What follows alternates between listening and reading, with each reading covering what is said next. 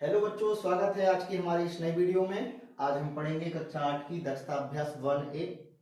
तो बिना देर करे हुए स्टार्ट करते हैं। पहला क्वेश्चन लिखा हुआ है, निम्नांकित को सरल करके परिमेय संख्या प्राप्त कीजिए। ये हमें सवाल दिया गया है, हमें इसे हल करना है और हल करने के बाद हमें एक परिमेय संख्या प्राप्त होगी, वही हमारा क्या होगा बच्चों, आंसर होगा। तो चलिए स्टार्ट करते हैं। पहला क्वेश्चन है, इसे हल करते हैं। ये हमें सवाल दिया गया है। सबसे पहले क्या करेंगे, ये अंश है, नीचे हर है, हम हर का क्या करेंगे बच्चों, लासा लेंगे। तो हम यहाँ लासा ले रहे 3, 5 और 7 का लासा लेंगे। तो सबसे पहले 3 एकम 3, 5 और 7। 5 का लासा लेंगे तो 1 और 7 का लेंगे, ठीक है। तो 3 5 15, 15 7 105। इसका एलसीएम कितना आया बच्चा, 1 4 15 7 105। 105 लासा आया, ठीक। 3 से भाग देंगे तो कितनी बार में जाएगा, 3 त्रिका 9, एक शेष बचा और 3 5 15। 5 से भाग देंगे तो 5 दूनी 10 और 5 एकम 5। 7 से देंगे तो 7 एकम 7, कितने शेष, 3 शेष, 3 से तो 5 कितने हो गए, 35। तो 7 पन्ना 35। ये हमारा इतने टाइम में हमने भाग दिया। देखिए, जिस संख्या का भाग दे रहे हैं हम, उसके ऊपर हम उसमें गुणा करेंगे। इसमें ऊपर वाली संख्या में क्या करेंगे बच्चों, ऊपर वाली संख्या में क्या करेंगे, इसका हम गुणा करेंगे। ऊपर वाली, पूरे में नहीं, ऊपर वाली संख्या में गुणा करेंगे, ठीक है। तो ऊपर वाली संख्या में माइनस का निशान है और 2 का गुणा करेंगे, 2 पंचे 10, 2 तिया 6 और 1 7। देखिए, ये प्लस है और ये माइनस है। प्लस का माइनस में गुणा करेंगे तो बन जाएगा माइनस 4 एकम 4 और 4 दूनी 8। ये माइनस का है, 15 छक्के 90। यहां तक हमने सॉल्व किया बच्चों, ठीक है। इसे हम हटा देते हैं, ठीक। ये सारी संख्या हमें माइनस की प्राप्त हुई है, तो हमें इन्हें क्या करना है बच्चों, इन्हें जोड़ना है। तो देखिए, ये इकाई है, ये इकाई है, ये इकाई है, इकाई और दहाई है ना। तो इकाई की संख्या से हम इकाई की संख्या जोड़ेंगे। तो 0 में 4 जोड़ेंगे तो 4, 4 में 0 जोड़ेंगे तो 4। तो यहाँ हो जाएगा बच्चों कितना, 4।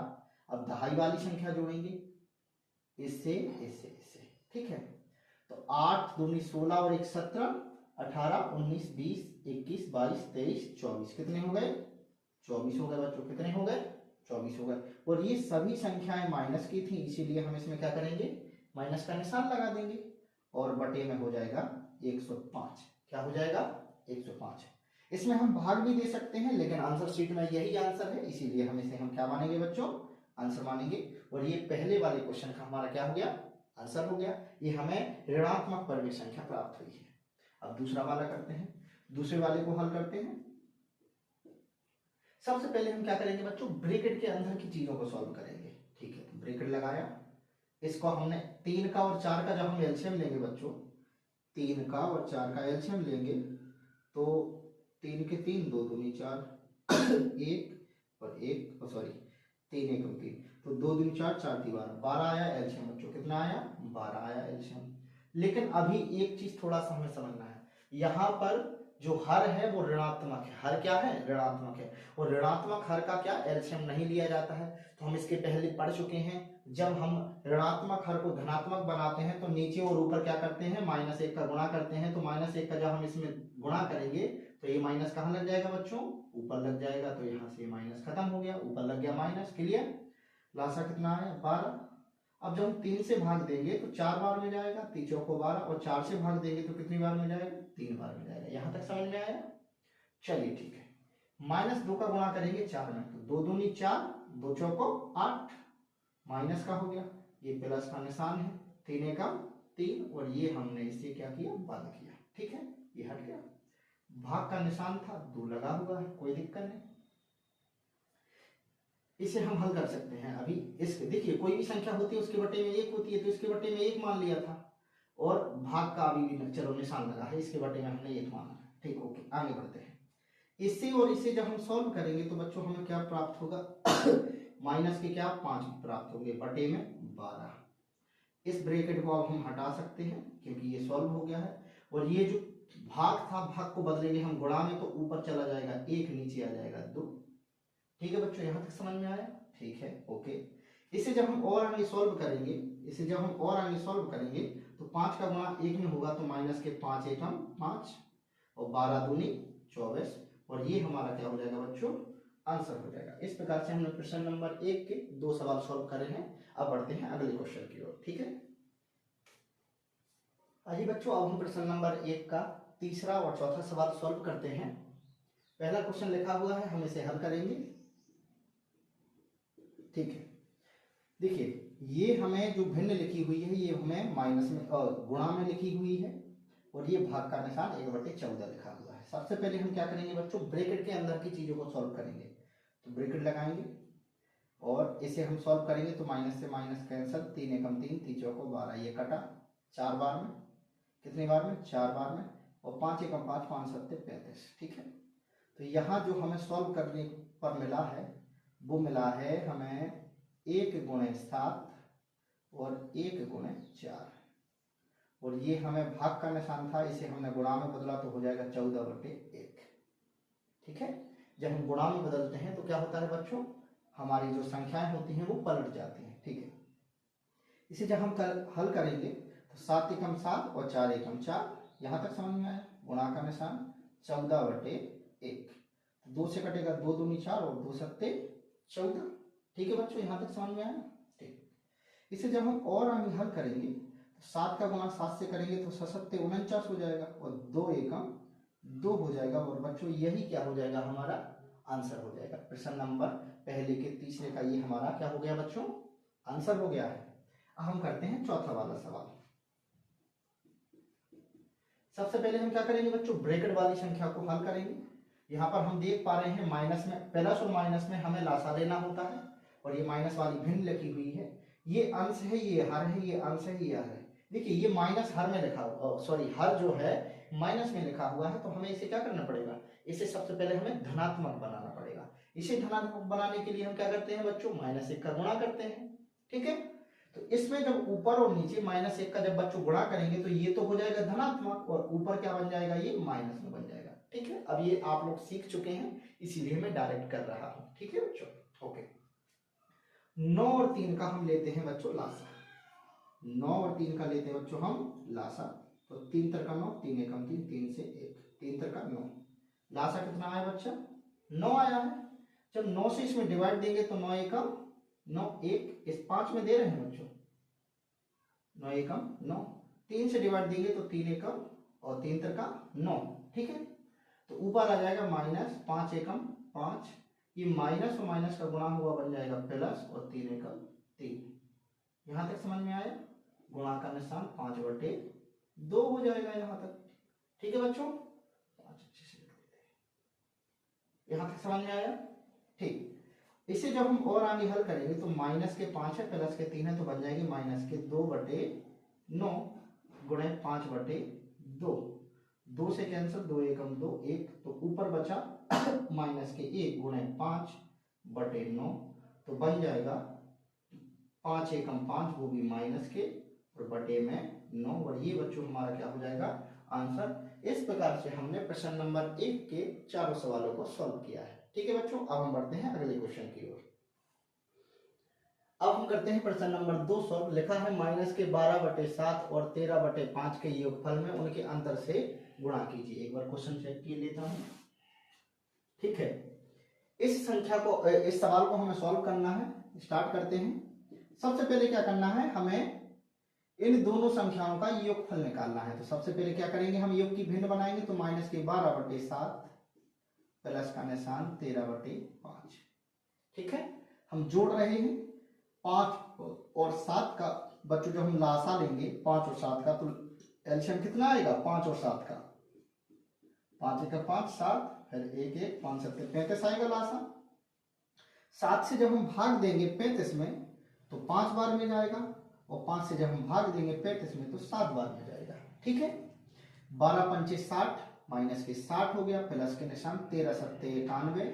यहां तक बच्चों हमने क्या किया, इसे सॉल्व किया है। अब जिसे हम आगे बढ़ाएंगे तो 6 ये प्लस वाले हैं, ये माइनस वाले हैं, तो 1 में से 0 जाएगा, सॉरी हाँ 0, तो 1 बचेगा, 9 में से 6 जाएंगे तो 3 बचेंगे प्लस के बटे 35। ये बच्चों हमारा क्या हो गया, योगफल प्राप्त हो गया। ठीक है बच्चों, ओके। अब हम आते हैं, इसी संख्या का हमें क्या निकालना है, अंतर निकालना है। तो अंतर निकाल रहे हैं -12/7 -13/5।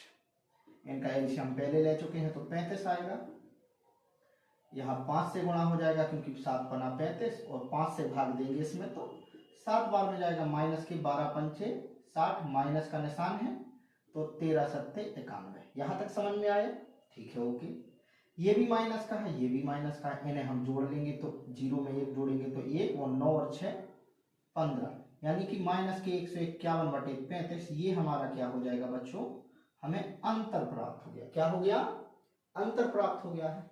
चलो ठीक है, हमने योगफल भी निकाल लिया, अंतर भी निकाल लिया। भी कह रहे योगफल में उनके अंतर से गुणा, यानी इसमें इससे क्या करना है? गुणा करना है। चलिए ठीक है, स्टार्ट करते हैं। तो 31/35 में हमें गुणा करना है -151/35 से। ओके, ठीक है, स्टार्ट करते हैं। तो 31/-151 हो जाएगा और बटे में 35 गुणे 35 हो जाएगा। अब बच्चों हमें अलग से यहाँ करना पड़ेगा गुणा। तो सबसे पहले 151 में हम 31 से कर रहे हैं तो 1 से गुणा 1 5 1 और 3 का 3 एकम 3 3 5 15 और 3 एकम 3 और 1 4 तो 1 8 6 और 4, यानी कि 4681 जो हमारा होगा वो इसका गुणनफल होगा, वो भी माइनस का। तो माइनस का 4681 हमारा गुणनफल प्राप्त हुआ इसका। ठीक है, इसे लिखे देने। अब करना है 35 गुणे 35। ठीक है, तो 5 से 55 25, 5 3 15 16 17, 3 से 3 5 15, 3 3 का 9 और 1 10, 5 7 5 12 की 2 हाथ से लगाई 1 2 12 25 बच्चों। तो इसके बटे में क्या हो जाएगा? 12 25 हो जाएगा। क्या हो जाएगा? 12 25। ठीक है, वो बच्चों ये हमारा क्या हो जाएगा? आंसर हो जाएगा। आइए बच्चों, अब हम करते हैं प्रश्न नंबर 3 सॉल्व। लिखा हुआ है लिखा हुआ है 1/-2 और -3/7 के योगफल में उनके गुणनफल से भाग देना है। योगफल में उनके गुणनफल से भाग देना है। चलिए स्टार्ट करते हैं। ये जो हमें संख्या दी गई है, सबसे पहले हमें इनका योगफल करना है। तो 1/-2 प्लस का निशान -3/7। ठीक है, योगफल वाली भिन्न बनाते हैं। सबसे पहले इन दोनों का लासा लेंगे। जब हम इन दोनों का लासा लेंगे तो आएगा इनका 14 लासा।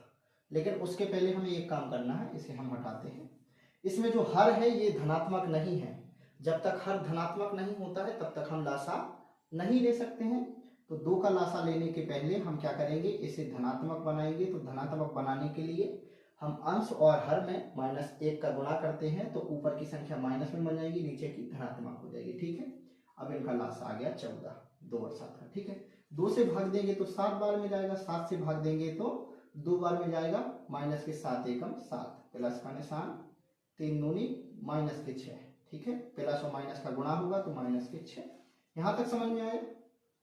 इन्हें जब जोड़ेंगे तो माइनस और माइनस के हो जाएंगे -13/14। ये क्या हो गया बच्चों हमारा? ये हो गया हमारा योगफल। ये हमारा क्या हो गया? योगफल प्राप्त हो गया। अब हमें क्या करना है? गुणनफल प्राप्त करना है इन दोनों का। तो लिखेंगे 1/-2 गुणा का निशान -3/7। गुणनफल करेंगे तो माइनस से माइनस कैंसिल हो जाएगा। क्या बनेगा? 1 गुणे 3 2 गुणे 7 हो जाएगा 3 एकम 3 और 2 सत्ते 14। ठीक है बच्चों, ये क्या हो गया? हमारा गुणनफल प्राप्त हो गया। क्या हो गया बच्चों? ये हमारा गुणनफल हो गया। अब क्या कह रहे हैं? कह रहे हैं योगफल में उनके गुणनफल से भाग देना है, यानी इसमें इस गुणनफल से भाग देना है बच्चों। ठीक है, ये इसका ये है और एक ये है। तो लिखेंगे योगफल -13/14 आया है और भाग देना है 3/14 से। इसे जब हम हल करते हैं तो बच्चों क्या होता है? हमें गुणा में बदलना होता है। तो -13/14 गुणे 14/3, 14 से 14 कट जाएगा तो हमारा प्राप्त होगा -13/3 और ये हो जाएगा बच्चों हमारा आंसर। ठीक है, हम एक बार इसे आंसर चेक किए लेते हैं।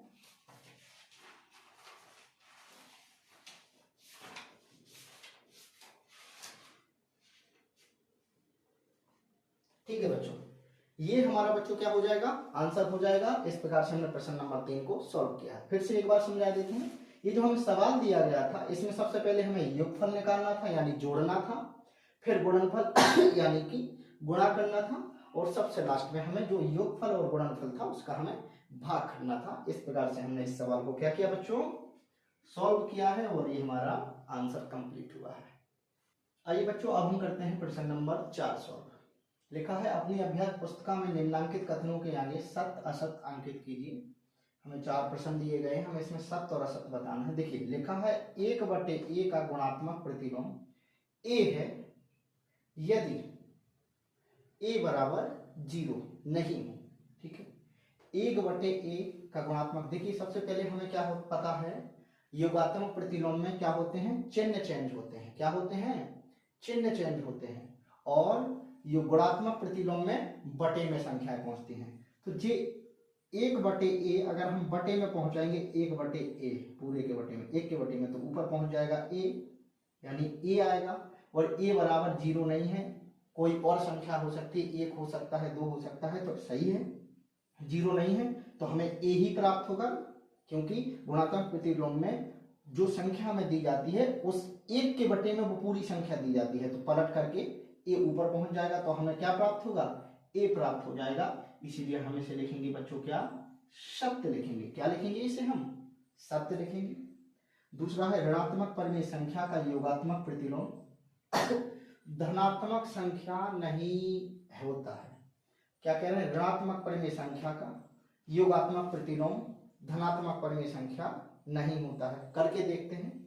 देखिए मान लेते हैं मैंने एक 1/2 एक परिमेय संख्या ले ली है जो कि ऋणात्मक परिमेय संख्या है। जब हम इसको योगात्मक परिमेय संख्या में बनाते हैं तो माइनस का गुणा करके प्लस में बन जाती है, यानी धनात्मक बन जाती है। वे कह रहे नहीं बनती है, जबकि बनती है। तो ये क्या हो जाएगा बच्चों, ये हो जाएगा हमारा असत्य। क्या हो जाएगा, असत्य हो जाएगा। ये क्या हो जाएगा बच्चों, असत्य हो जाएगा। कह रहे हैं 1 को 0 से भाग देना संभव नहीं है। जो 1 है उससे 1 को 0 से हम 1 में भाग देना संभव नहीं है। ये बिल्कुल सत्य बात कही गई है। ठीक है, 0 किसी परिमेय संख्या का गुणात्मक प्रतिलोम नहीं होता है। 0 किसी परिमेय संख्या का गुणात्मक प्रतिलोम नहीं होता है। इसे हम ऐसे समझेंगे बच्चों, ध्यान से सुनो। P/Q में परिमेय संख्या होती है, जबकि 0 एक परिमेय संख्या होती है। लेकिन 0 परिमेय संख्या कब होती है, Q बराबर 0 नहीं होना चाहिए, ऊपर 0 हो सकता है, तो इसका तो 0 बनेगा। लेकिन 1/0 जो कि अभी हम यहां बता रहे थे, भाग देना संभव नहीं है। 0 से 1 में भाग देना संभव नहीं है। और उसका गुणात्मक प्रतिलोम तो होता है 1/0, तो यानी 0 पहुंचेगा। ठीक है, तो ये पहली बात तो वो परिमेय संख्या ही नहीं बनेगी। ठीक है, तो ये बिल्कुल सत्य हो जाएगी बात। क्या हो जाएगी, ये बिल्कुल सत्य हो जाएगी कि 0 किसी परिमेय संख्या का गुणात्मक प्रतिलोम नहीं है। ये बच्चों हमारा क्या हो जाएगा, सत्य हो जाएगा। और इस प्रकार से हमने कक्षा 8 की दक्षता अभ्यास को पूरा किया है। आशा करते हैं आप सभी बच्चों को समझ में आया होगा। अगर मेरा पढ़ाया जाना अच्छा लग रहा है तो मेरी वीडियो को ज़्यादा से ज़्यादा शेयर करिए, लाइक करिए और मेरे चैनल को सब्सक्राइब करिए। Thank you so much. मिलते हैं अगली वीडियो में।